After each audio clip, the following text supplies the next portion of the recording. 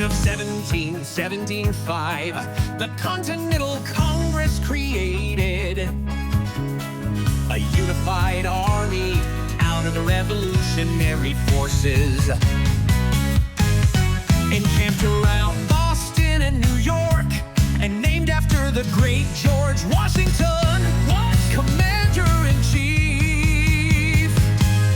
History's tricky dates slip past, named for Washington, pure bombast.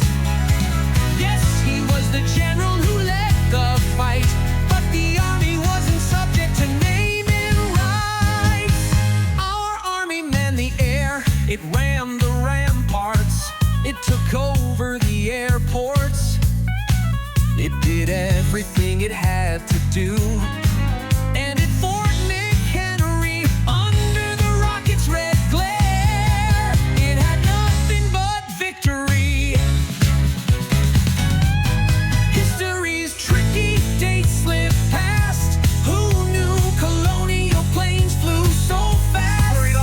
Never losing against muskets, cannons, and flame.